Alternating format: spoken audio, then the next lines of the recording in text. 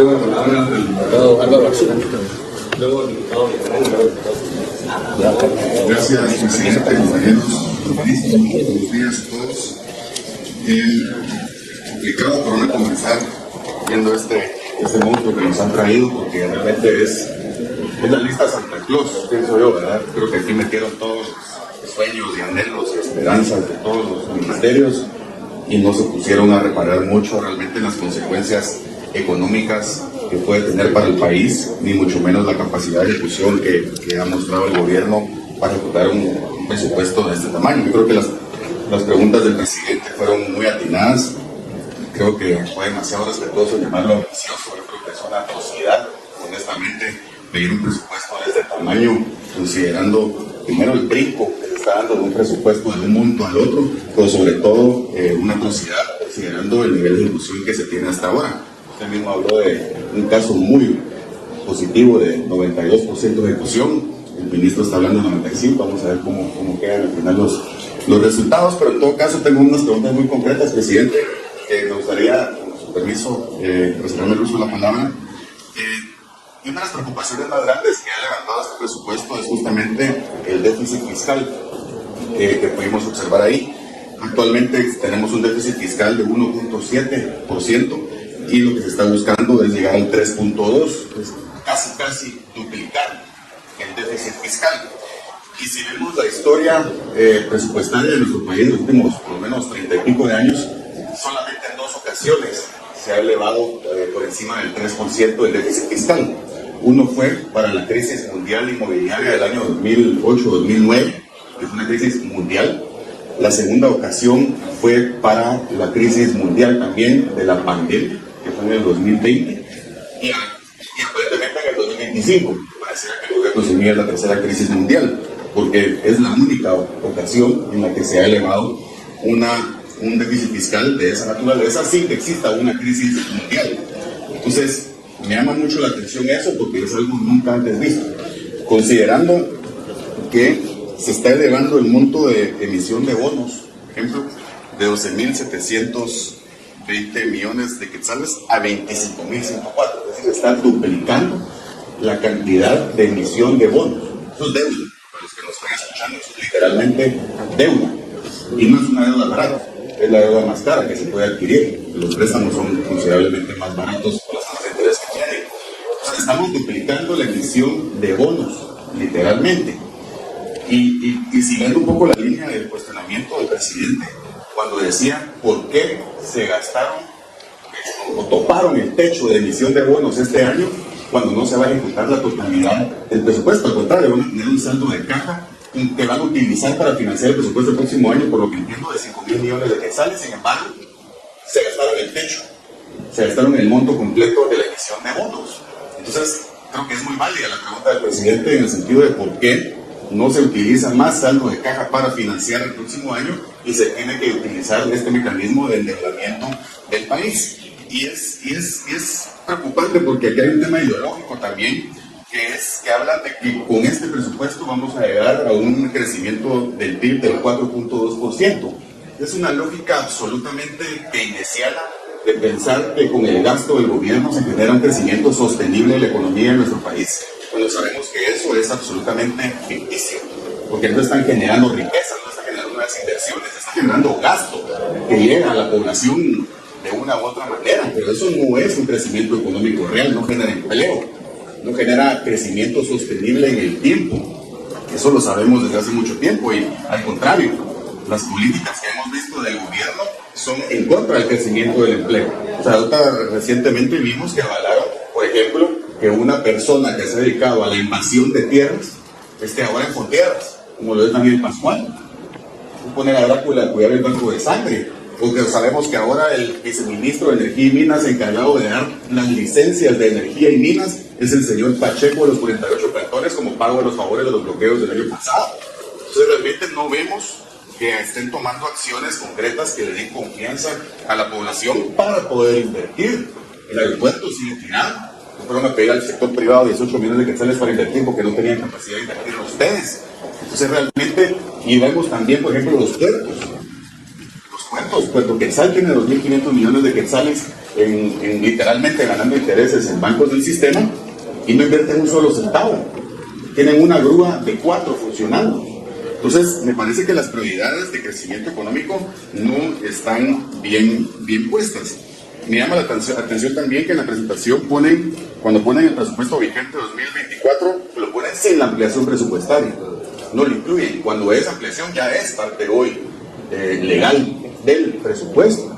Entonces, si vamos a comparar los números, tenemos que compararlos con el presupuesto vigente a este momento, que es una ampliación de 14.452 millones de quetzales, que en repetidas ocasiones les dijimos que no iban a poder ejecutar la totalidad de este año. Sobre todo la parte de los consejos de desarrollo, que van como por el 16% de ejecución, y les agregaron 1.800 millones de quetzales más, y ahora para el próximo año quieren 4.000 y pico millones de quetzales para consejos de desarrollo, o sea, van a ejecutar como 7.000, 8.000 millones van a tener para el otro año y van por 16% de este año. O sea, literalmente es tirar el dinero, malgastarlo y peor aún cuando se podría utilizar para otras cuestiones. Me llama la atención, señor ministro, que había mencionado el hospital de cáncer, porque en la ampliación presupuestaria que se aprobó en este Congreso, pues mi voto fue en contra. En el artículo 9, entiendo yo, habla, literalmente, voy a leer porque me llamó la atención, entonces cómo lo van a manejar eso. En el artículo 9, dice, si durante el ejercicio fiscal no se requiere la utilización de los recursos a que hace referencia el presente artículo, se faculta al Ministerio de Finanzas Públicas para que reoriente el espacio presupuestario no utilizado en función de las prioridades del gobierno. Ese es el artículo que habla del Hospital de Cáncer, los 600 millones de quetzales que hablan que si no son utilizados este año, que obviamente no van a ser utilizados este año, entonces ustedes tienen la disponibilidad de utilizarlo para otras prioridades del gobierno. O sea que prácticamente le hicieron actuar con el dedo con el hospital, porque realmente ese dinero lo vamos a usar para otras cosas, porque obviamente no se va a poder utilizar para ese hospital en este año. Entonces realmente me preocupa mucho este proyecto de presupuesto, porque me parece que hace un abuso indiscriminado de la deuda, me parece que nos endeuda innecesariamente. Yo creo que antes de pedir un presupuesto de ese tamaño, el gobierno tiene que mostrar la capacidad de ejecución.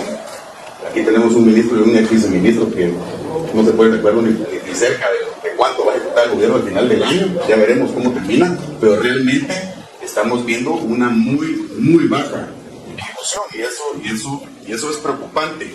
Sí le pediría, señor ministro, que los datos que nos envíen sean con la ampliación incluida, porque eso ya es parte del presupuesto. No se puede hacer una comparación con lo que fue el presupuesto principal del año con lo que es ahora el presupuesto. Y me llama la atención que hablen del tema de la transparencia, porque el presidente con su sanción y con su cabildeo para que se aprobara la ampliación presupuestaria avalaron algo que la primera vez fue una enmienda y ahora ya fue parte del decreto, la compra, por ejemplo, de 500 millones de quetzales en fertilizantes sin licitación y sin cotización. Eso lo avalaron ustedes. Yo no voté por eso. Pero ustedes avalaron que el Ministerio de Agricultura comprara 500 millones de quetzales en fertilizantes sin licitación y sin cotización. Y a eso podemos sumar también los 110 millones de quetzales que le asignaron al hoyo del kilómetro 44, que no costará más de 60 millones, dicho por ustedes mismos, que votaron una adjudicación cuando fue el estado de calamidad porque se había sobrevalorado en 105 millones y aquí avalaron que se les dieran 110. Entonces, ¿de qué transparencia estamos hablando? Entonces, a mí lo que me preocupa es que es una danza de miles de millones de quetzales lo que estamos hablando aquí. Yo estoy seguro que esta comisión va a tratar este tema con la mayor responsabilidad y respeto posible, pero en todo caso me parece realmente casi ofensivo que se solicite un presupuesto de este tamaño. Y para terminar, señor ministro, una pregunta muy puntual. La última vez que usted estuvo aquí, yo le hice una pregunta sobre el reporte de financiamiento de transición que usted había ofrecido en noviembre del año pasado, publicarlo del día de enero, y los financistas internacionales que les financiaron a ustedes la transición. Usted me mencionó en ese momento de que no había tenido tiempo de hacerlo, entonces le vuelvo a preguntar si hay el tiempo para hacerlo, porque nos interesaría muchísimo saber cuáles fueron los países que financiaron la transición del gobierno de su presidente y compañeros. Doy la palabra al ministro para que tenga normalmente los preguntos que fueran de nuevo así, y luego la palabra la tiene el ministro. Muchas gracias, señor presidente. Muchas gracias, diputado Arzú.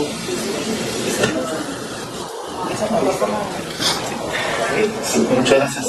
Solo una pregunta concreta al final, después hubo varios comentarios Tal vez me refiera, solo para acotar, el déficit de este año 2.4 y efectivamente se está solicitando un déficit de 3.1. Creo que la mayor deuda que tiene este país es con la sociedad.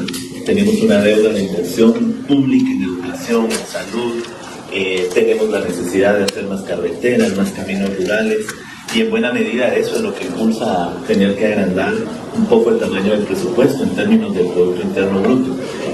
Por supuesto, este Congreso tiene que debatirlo y esta comisión tendrá que analizarlo, pero nosotros lo que hemos hecho es una propuesta que intenta motivar efectivamente las inversiones que traigan bienestar y traigan crecimiento. Me alejo un poco de lo que usted menciona, que la inversión pública no genera crecimiento, porque en realidad las carreteras, los puertos, los aeropuertos, todo eso a lo que usted hizo alusión, que está en mal estado, es lo que precisamente crea las condiciones para aumentar el PIB potencial de nuestro país. Entonces sí son inversiones estratégicas, sí son inversiones importantes. De hecho, parte de lo que hemos nosotros revisado con el Fondo Monetario Internacional es precisamente cómo damos más empuje a la inversión pública para tener mejores resultados en el mediano y en el largo plazo. Sobre la ejecución, nuevamente nosotros mantenemos la idea de que va a ser 95%. Eso es lo que surge de lo que nos han estado ya pidiendo las diferentes entidades del gobierno.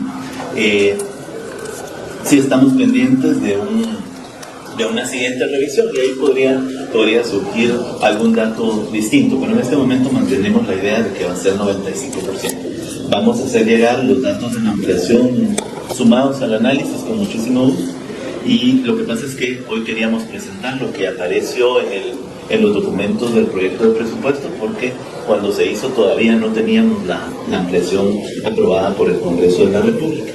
En el caso de los recursos para fertilizante, que fue lo que aprobó este Congreso, pues lo que dice el artículo es que hay una obligación de transparentar toda la gestión, y creo que la sociedad podrá ver al final en los precios, digamos, en los que se estén comprando el fertilizante, las semillas y los instrumentos de apoyo al pequeño y mediano agricultor. Creo que en los precios las personas sabrán si estamos comprando con los precios del mercado. Yo estoy más que confiado que así será, y que además el resultado de este proyecto puede ser muy ventajoso para los pequeños y medianos productores. Sobre su última pregunta, el reporte de financiamiento de transición, más bien yo me referí en nuestra última reunión en esta comisión que no era motivo de mi competencia, sino que iba a averiguar cómo iba el proceso para poderlo entregar y hacerlo público, y reitero mi ofrecimiento de hacerlo. Entiendo por lo que usted dice que no ha sido publicado todavía.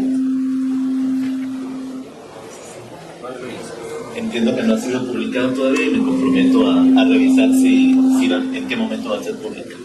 Muchas gracias. Los bonos, ministro. ¿Perdón? Se duplicaron los bonos. Lo de los bonos.